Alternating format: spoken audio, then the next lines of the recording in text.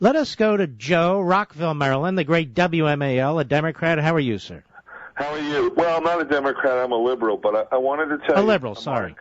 That the proudest moment that I had in the 1980s was when President Reagan shipped a couple of missiles into Gaddafi's palatial compounds that night in April 1986. I thought it was a brilliant move, and I wish President Obama would have just kept quiet and done the same thing. Me too. Take out that bomb and move on.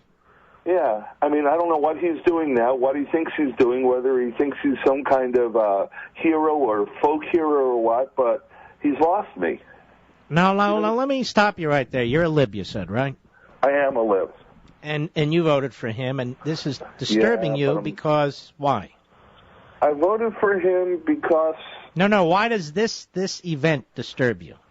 Because he doesn't know what he's doing. He's running around like a proverbial chicken with his head cut off. And I also think...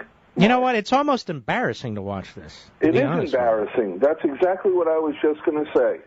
And I don't know what he thinks he's doing, but I wish he'd stop. Well, I think he will. I think he's going to dump it on NATO and say, okay, it's up to you. But here's the funny thing. We're much of NATO, too. It's not as if all of a sudden it's, oh, good. I mean, NATO is whatever its member states are. And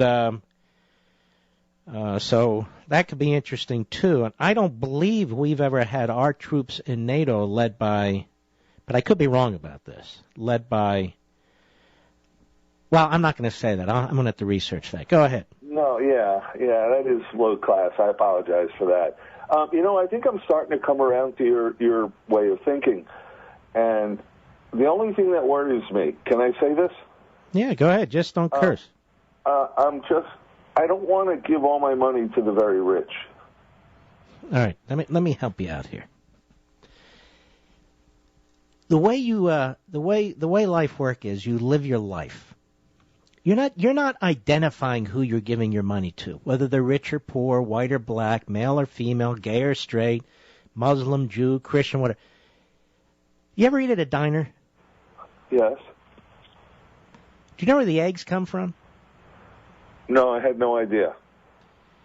Do you know the race of the farmer that has the chicken farm that produces the eggs for that diner? No, sir. You don't know if they're a liberal or a Democrat or nothing, right? No. What about the milk that you use at that diner? Do you have any idea whether that comes from a rich farm or a family farmer? No, you're right, I don't. Hold on, just listen to me. You ever eat a steak? Yes. You don't really know the original source of that meat, do you? No, I don't. No. And I can go on and on about all the products that we use, all the food that we eat, all the services we have in our society. You just don't know. Now, I mean, if you buy a computer from IBM, you know it comes from IBM, but you also know that your money doesn't just go to the CEO.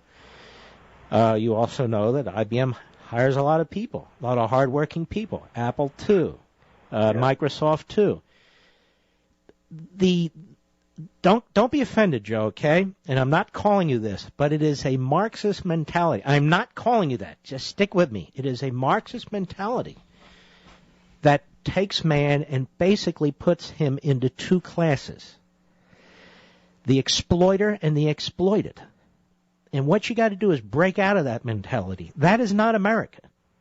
That is an ideology that existed during the feudal times. That is an ideology that existed in medieval times. It is not one that applies to a vibrant society where rich can become poor and poor can become rich, despite all the propaganda that you hear out there. You understand what I'm saying to you? I do see your point. And the one thing I probably have going for me is I don't wish people ill. I want everyone to be successful. Well, then you're one of us. So break out. Seriously, break out. Liberate your mind. Think these things through. Get rid of all the talking points. Get rid of all the boundaries that the left has created. All the propaganda that they've banged into your head. Seriously. I understand. And think about it. We have the most magnificent society man has ever established. Ever. It's true.